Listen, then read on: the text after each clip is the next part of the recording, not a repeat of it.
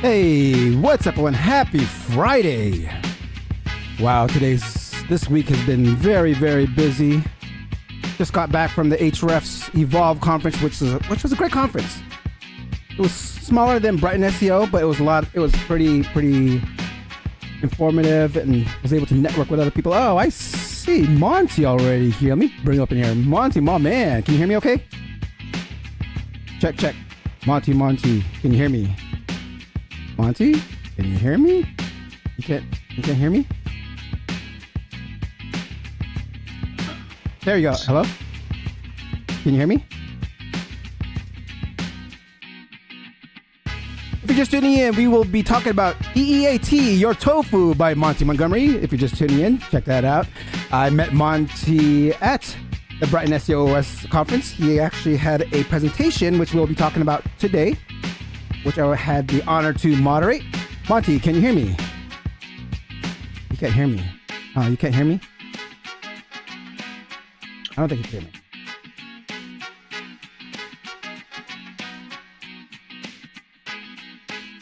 hear me. Yo, Monty. We got about 8 minutes to go. If you're just tuning in, we have Monty Montgomery today. We'll be talking about Eat Your ToFu, why B2B tofu content still matters.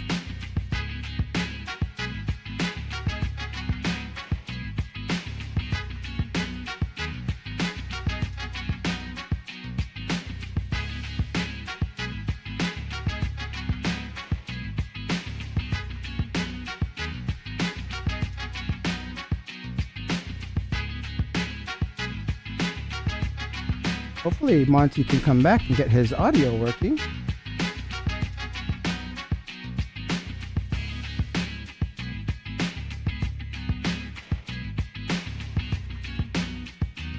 Stefan, my man, happy Friday.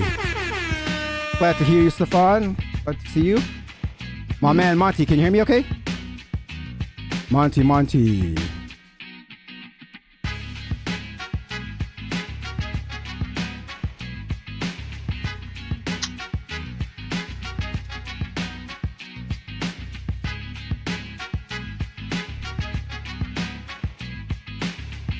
Don't be shy, guys. Say hi in the live chat and let me know where you're watching from. Today, we'll be talking to Monty Montgomery and how to eat your tofu. Monty, can you hear me? Hopefully he can get on before. We got about 6.5 more minutes to go.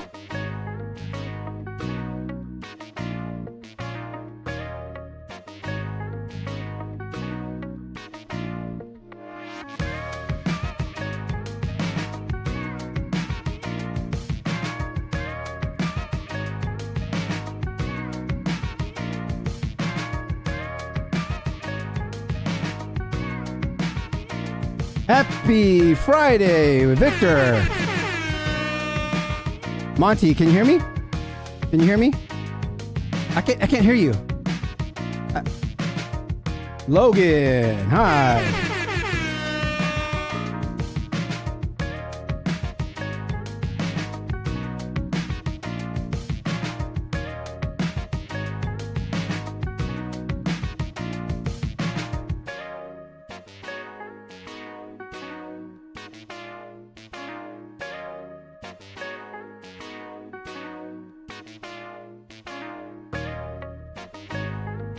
Hey everyone, from Marcus. If you're just tuning in, we have Monty Montgomery, and we'll be talking about Eat Your ToFu. Hi, forum. If you haven't checked it out, I put up the Hrefs recap video. I uploaded already to YouTube. Check that out so you can see what other attendees thought about the event and the vendors that were there. So be sure to check that out.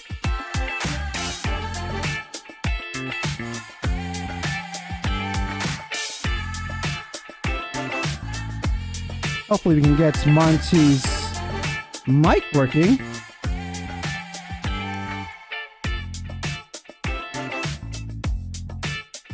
Maybe try restarting the computer. And just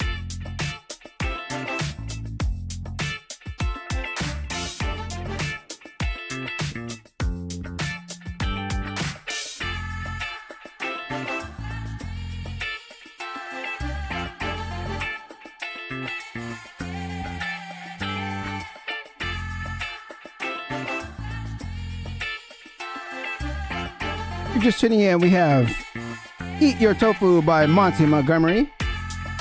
We're still trying to get his mic to work, because I think he can hear us. You can hear us, right, Monty? Or are you frozen? Oh, man. Hopefully we get this fixed in about 3 minutes. Any of you guys go to attend the HREF's conference? How'd you like it?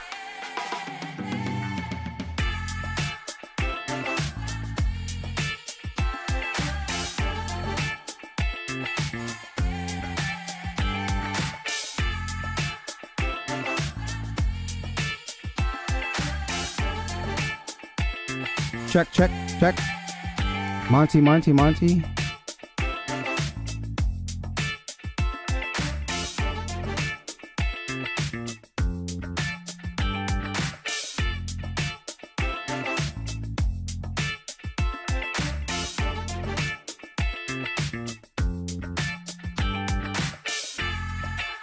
Maybe, Monty, maybe just don't use a headset and just use your computer and just use your, if you're using a laptop, maybe you can use your laptop mic.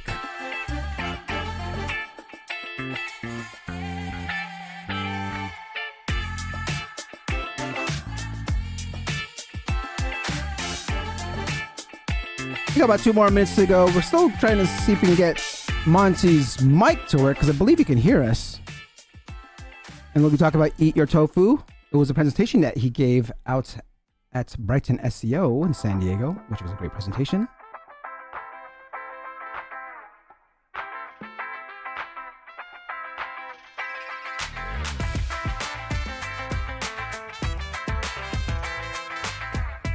Got about a minute and a half to go. Hopefully he can get out.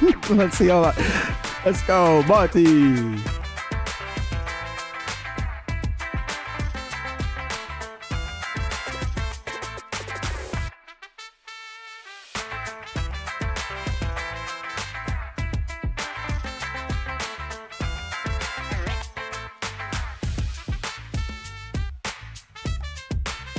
Got 1 minute. I don't know if he's gonna get on in time. I guess I can just reset the countdown for a little while. Oh yeah, there we go. Perfect. Love it. All right, just in time. Okay, I'm gonna put you on mute real quick, and then I'll introduce you in about a minute or so. That's good. All right, cool, perfect. Love it. We just got Monty on, and it sounded working right when 30 seconds to go. We were talking about EAT, Your Tofu by Monty Montgomery, which was a presentation he gave at Brighton SEO San Diego, which I had the pleasure to moderate. And so we'll talk more about it.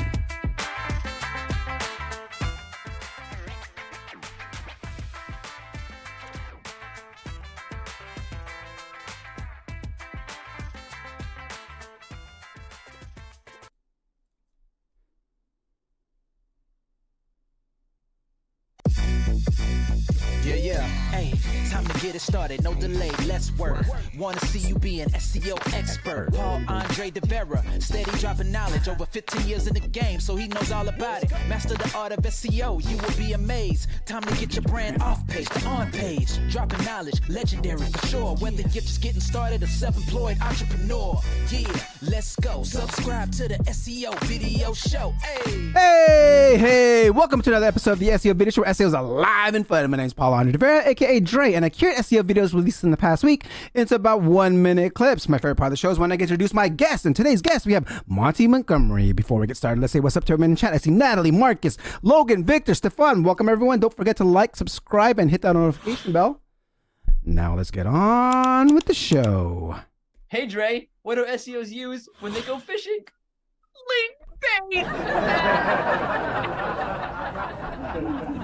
All right. So recently, Google actually updated the documentation on the Google Read Out Loud user agent.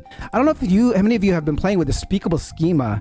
I know Bill Slawski talked about it a while back, and I started playing with it and been using it recently with a lot of the AI chat and stuff like that. So be sure to check it out. All right. Before we introduce our guest, here's a word from our sponsor.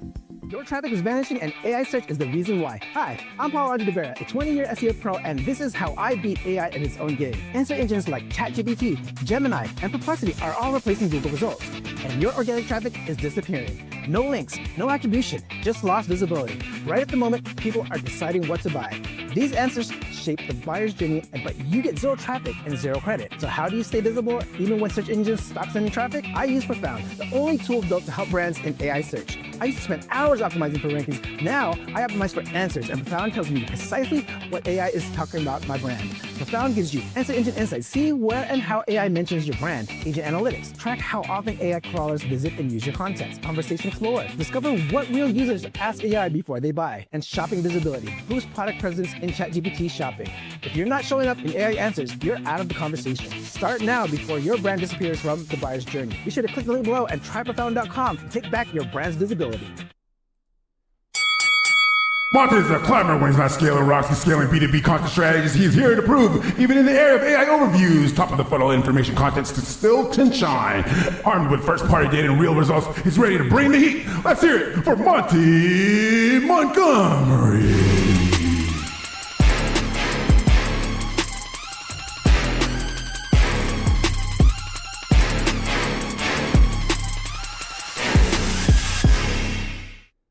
Monty, my man, welcome to the show. Hey, Dre, thanks for having me, man. Of course, everyone, let's give a round of applause. All right, everyone. I met Monty over at the Brighton SEO San Diego conference, and he gave a great presentation, which we'll be talking about today. But before we get to that, this is the first question I ask all my SEO professionals that come on here in 1 minute or less. How does Monty get ranking on page 1 of Google? So in the past, I would say 10xing competitor content and just stellar on page SEO. But nowadays, it seems like multi-platform topical authority. Mm-hmm. So across your social, you have some white papers, you have some deeper technical research-based assets along with your blogs in the world of AI overviews. So that you're not just ranking number 1, you're also mentioned in AI. Love that first knowledge bomb of today. Hold on, let me rewind this real quick. Take us way back to when you first got into SEO. How did that look like? Sort of fell into it like a lot of us. Because right after college, I was in sales. Okay. And shortly after that, I realized I didn't want to do sales. So I was freelancing on Fiverr for a little bit, doing everything for $5 a pop until that portfolio got me a magazine job, which got me an agency copywriting job. And that's where I kind of built my SEO like foundation, fundamentals, doing reporting for GSC, GA4 and those flows for clients. Mm-hmm. And then the job after that was content manager. And they sat me down for 2 months straight, hands-on Ahrefs and SEMrush training. Mm-hmm. So that's where I learned, everything I have, in my brain about SEMrush and Ahrefs was at that job. That was content manager at a rehab center. And now I'm more in the B2B SaaS space in tech, doing the same thing, SEO, but also broader content strategy. Love that. So what were other resources? I know you said you mentioned you were like hands-on, but I mean, like, were anyone you learned from? Any like blogs or anything that you followed and you learned it? In the past couple of years, Lily Ray, which it's kind of crazy how, she's like she's so well known, but she's also very approachable, which is so cool about her. But Lily Ray and then Ross Hudgens is a local guy that I have gotten intel from over the past couple of years on LinkedIn. Copywriting wise, I was a copywriter first, SEO guy second. Joanne Weeb from Copy Hackers is the number 1. I love everything she has to say about like voice of customer research and things like that.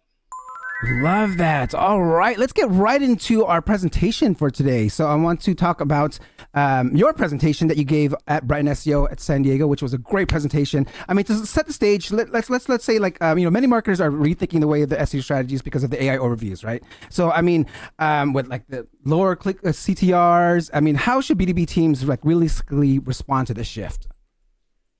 Well, a lot of those, lower CTRs, I think we saw were because of inflated bot impressions from like scrapers. Mm-hmm. I think we saw that with Google's appending of the num 100 parameter. But other than that, I think it's largely a shift to long tail strategy, not going for the broad, high volume, typically high keyword difficulty, but also those hidden gems in the rough that we thought were hidden gems in the past, like a high volume, low keyword difficulty. I can give you an example of a blog we targeted at Avantico that ranked high for that, but there's no intent for it, right? So it's an example of my own mistake. So we don't want to go for those broad intentless queries. We want to go for long tail stuff that's adjacent to what your company does or sells or offers. Love that. Okay, let's go into like why top of funnel content still matters, right? I mean, like right now, marketers have are like so what are your thoughts on top of the funnel content? Well, I mean, no, I hear you. A lot of people are saying ToFu content is dead, and that informational queries are dead, right? And I agree with that to an extent because you see Chegg did the antitrust lawsuit against Google because they were getting their traffic swiped, and you have WebMD, Mayo Clinic, these sites that like make a lot of their money based off of information providing. They're answering questions, but now AI overviews answer those questions without a click that's necessary. So they're all complaining, understandably, right? Because their traffic's dropping. And a lot of B2B sites are also seeing their ToFu traffic dropping because it's just too broad and it's low intent. People aren't looking for services or someone to help them. They're just looking for an answer, and then they're going to exit the browser, go take that action based on whatever instruction they saw, right? So finding those topics to write on that people can or will need your help with, whether it's your product or service. And being more intentful with your content. No more spammy stuff. I think Celeste Gonzalez has talked about this, but no more like AI spammy content where you're just generating and publishing. You need to be strategic and take a couple hours to look it over. Excellent. So you showed, you showed a lot of graphs. You showed a lot of charts in your presentation. I mean, I know we just talked about this just moments ago, but like, what are some other changing patterns that you're seeing within your metrics? Well, lately this past year has been crazy. The biggest change I've seen was with that num parameter because our CTR dropped from 0.8% in 2024 to 0.3% in the beginning of 2025.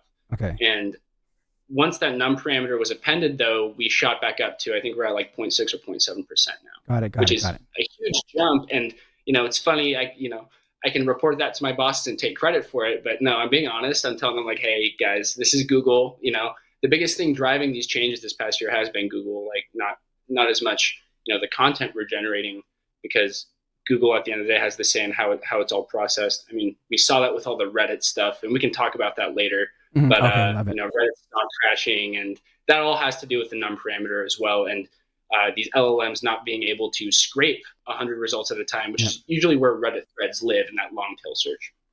Love that. Yeah, that num parameter is also causing a lot of software, just rank trackers, just going crazy right now. I guess like the software companies got caught in the fire, right? Because they Google's actually was trying to combat like the LLMs. While they did that, they kind of like messed up these software companies that were kind of like trying to do this tracking. So, I mean, is that it's a messy thing. I'm curious, like, what is how are you like showing report like metrics now with like that kind of like declining? Like, was that a metric that you're showing your executive team or leadership, and they're like, hey, why is this down? Like, why are we not ranking for many keywords anymore?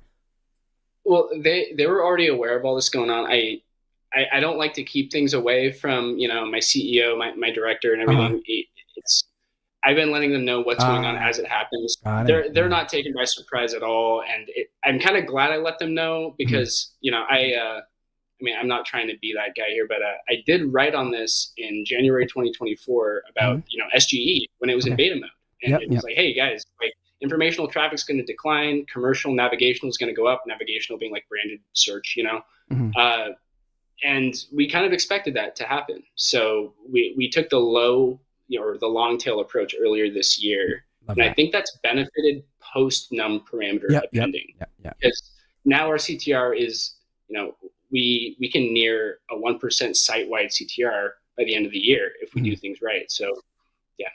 Love that. Okay. So with all these metrics changing and stuff like that, I mean, are there any other metrics that you've kind of pivoted on sharing or, like when it comes to SEO performance, like how are you kind of showing this to your leadership now? I think it's like reprioritizing the metrics. Okay. So I'm telling them, hey guys, CTR a lot of people are saying CTR doesn't matter. I think CTR still very much matters. It shows performance per piece of content.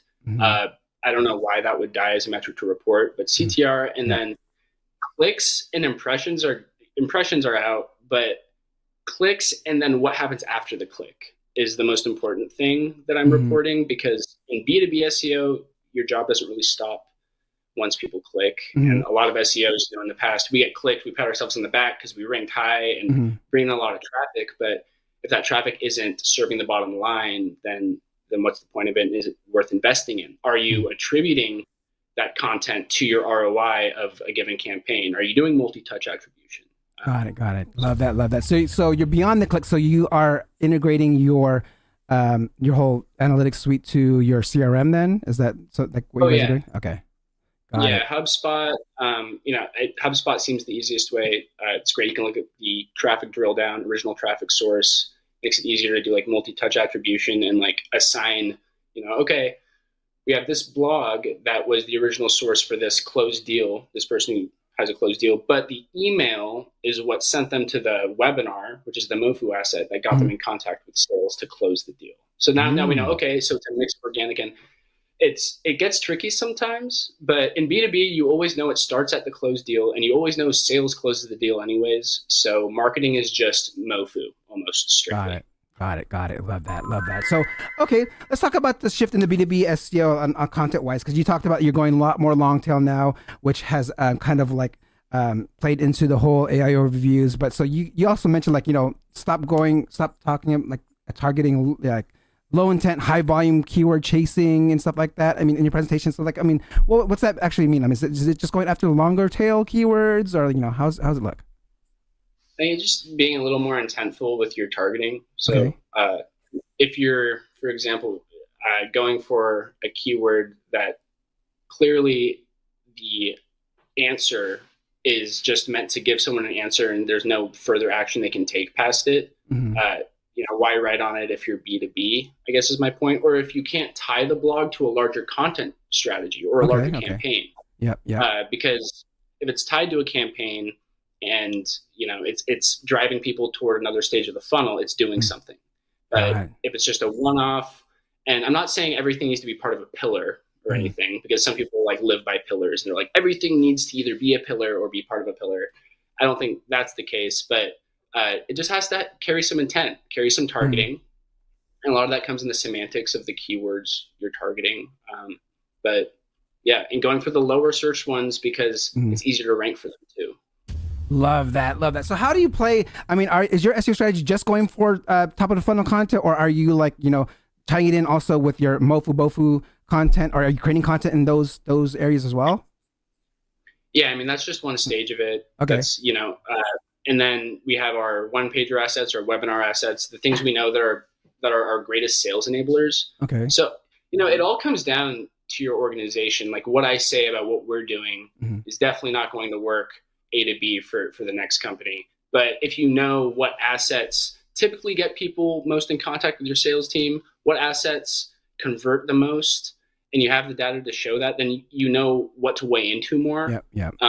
So if one pagers lead to a lot of demo requests, okay, then let's link one pagers in blogs that are like pretty high intent blog posts. You just have to find a way to get your flywheel to interact in a way that drives people from asset to asset.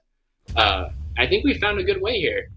It's we have a lot of improvements to make still as every love company, that. Love that. So how are you actually doing keyword research then? I mean, even now, like, are you just using the tools? I mean, how are you approaching like, your keyword targeting and the content you make? Yeah.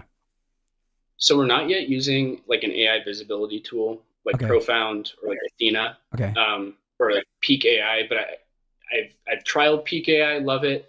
What we're using now is SEMrush still for like traditional keyword research. And then we have like some kind of like low level AI tools to look at our visibility.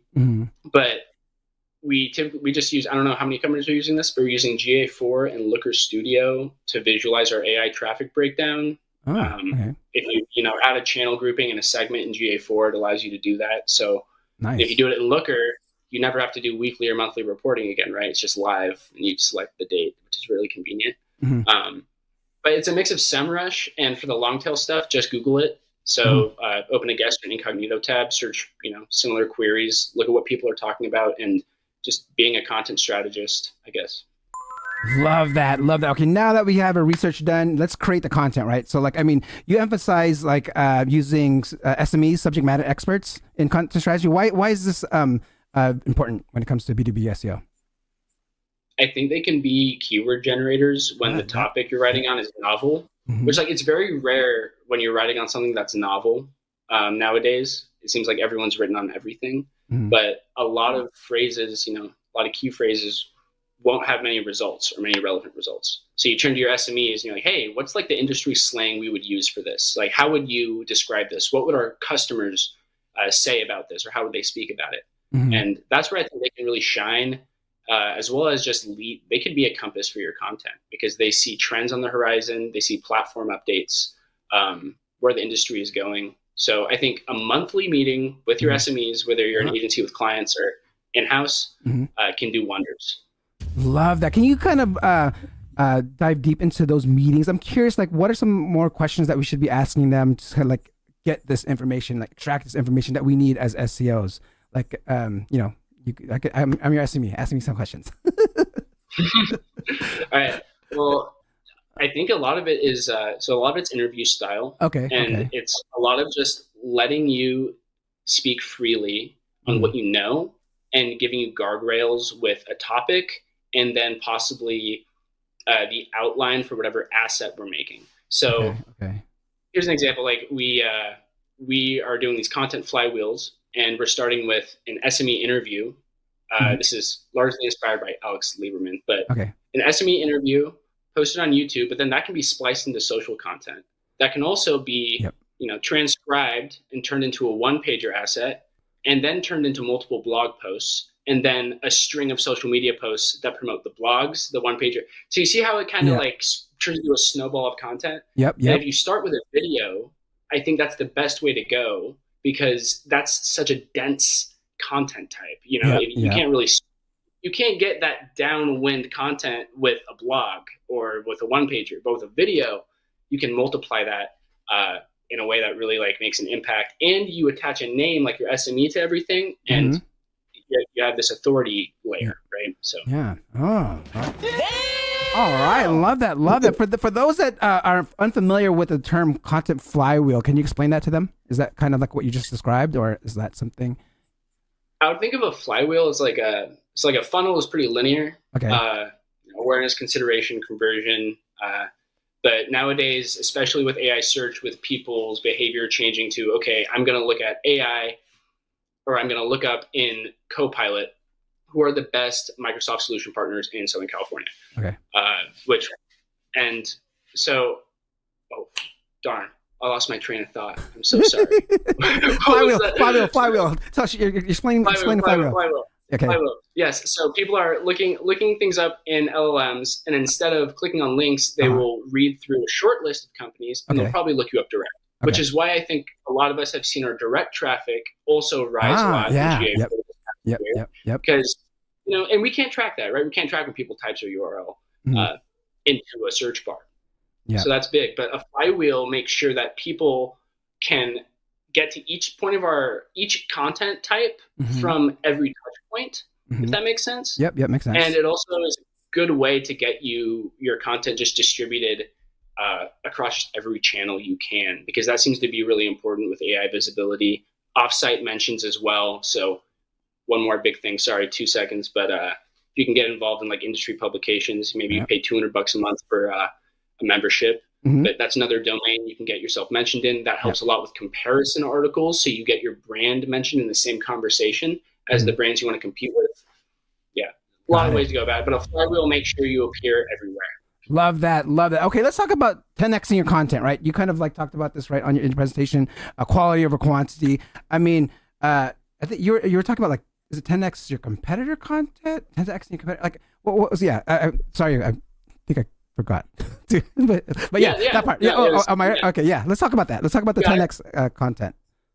Yeah, 10xing. I think 10xing has been a concept for for a while now. It's just doing it better than your competitors. Okay.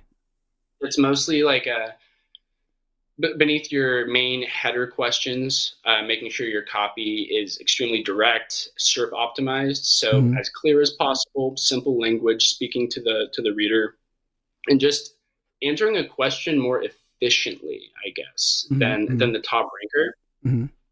So my process is, if I'm writing an article and I have a target keyword, I'll look at that target keyword on, just Google it, or, in SEMrush, look at the top results. And then I use my Ahrefs Chrome extension to look at the header structures of all of them.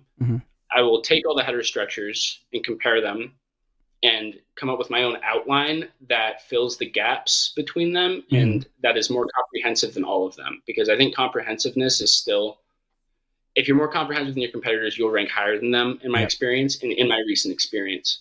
So that's what I'll do. Make sure your meta is all solid. Your meta description should kind of spoil the content in a way. And then your copy should be extremely personable while feedable to robots. So I think there's a way to write blogs still for humans while still ranking. Obviously, we're all still doing it. And if you can have your header section with a direct robotic answer and then maybe a little bit of a human answer beneath it that has more of a touch to it, a brand voice touch, you'll still do well. Other things involve internal and external links and just better on-page SEO. But comprehensiveness, I think, is number one. Comprehensiveness, guys. Comprehensiveness. All right. Let's measure the impact and ROI on this, right? Let's talk about okay, now you got your content, you're ranking well, quality over quantity, proving the ROI for top of funnel content, can be challenging, right? So how are you proving this? Because I mean, top of funnel, why would we still keep doing this if it's not? Yeah. Yeah. Is it doing anything? Yeah. So, HubSpot's great for this. I know other CRMs have ways of doing this, but we use a lead scoring system in our CRM and HubSpot. Okay. And that's really helpful because at the end of the month, we can see, our low, medium, and high engagement leads. So low and medium would be leads, high would be MQLs. Yep. But we can go into each of those contacts and we can see all the traffic sources, where they came from. Okay. The next step that we have would be to automate this. And then also, so we haven't completed this yet. We're still working on this. But assigning either a point value system to content types that there's a monetary value to it. Yeah, that's kind of from Scrum a little bit, but I've seen that, used in the past, point values for content types, and you kind of have predetermined values for them. And then you look at the ROI as in how many times does this appear in the visitor journey? So then you're cross-referencing HubSpot data with GA4 data.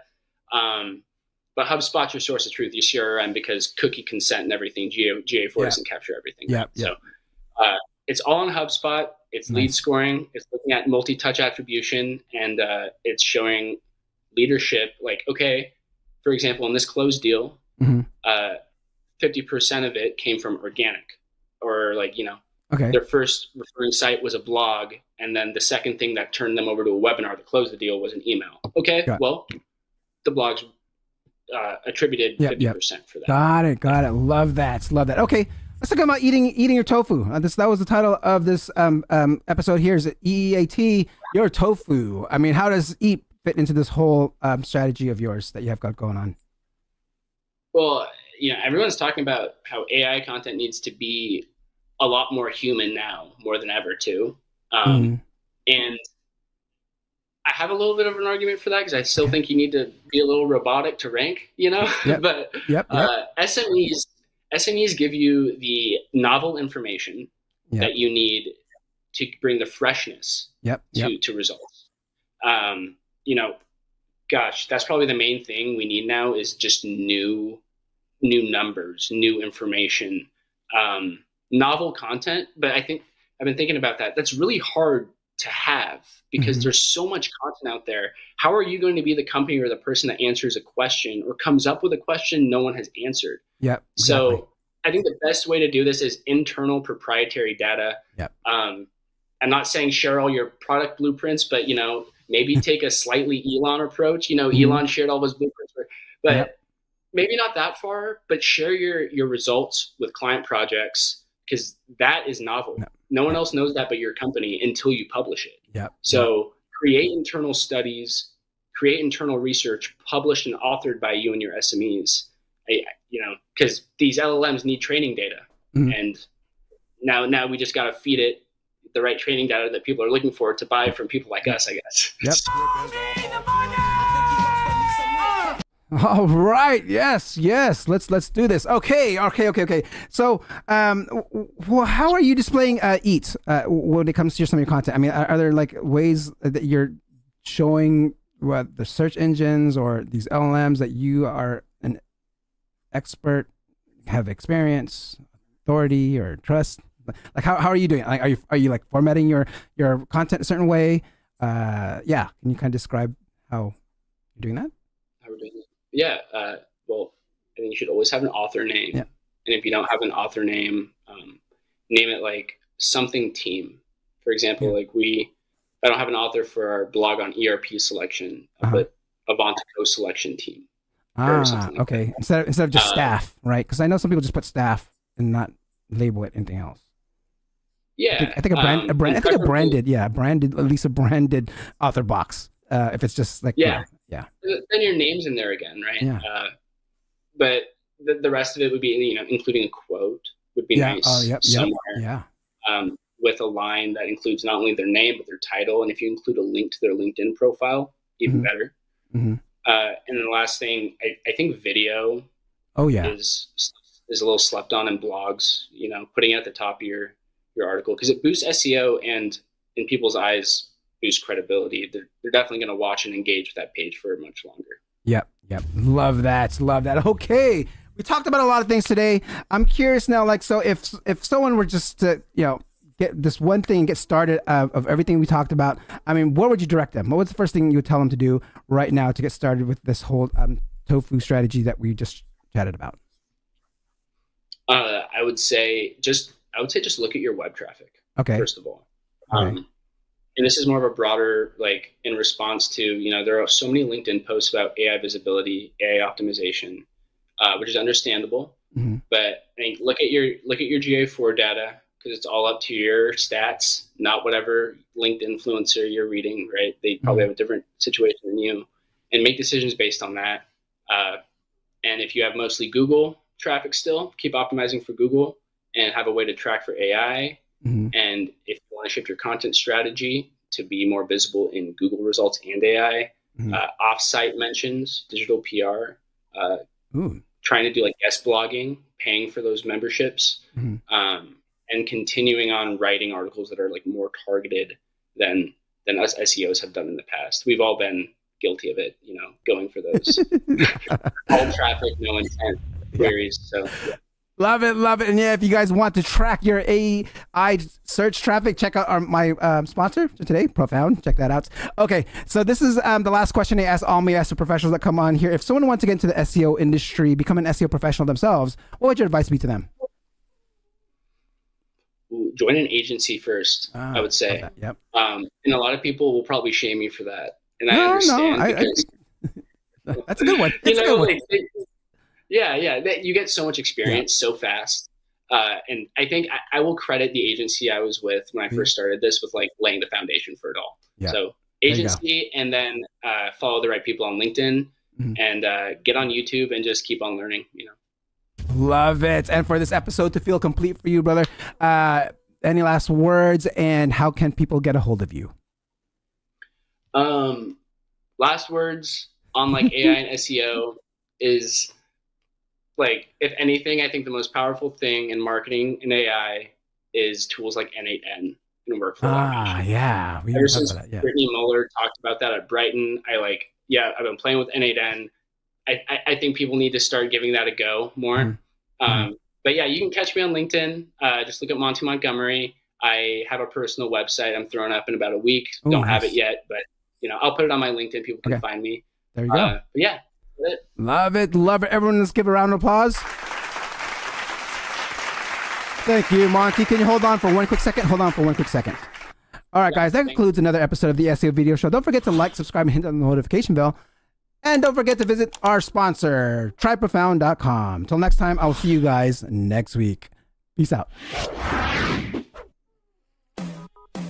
Thank you for watching. Hope you come back next week. Make sure to subscribe. You don't want to miss a thing. Hope you learn something new because the vibe is incredible. From the special SEO professionals, SEO video show. Let's work. Want to see you be an SEO expert. Paul Andre De Vera helping you step it up. No delay right now. Time to level up. Hey, thank you so much for watching. Make sure to subscribe. Woo!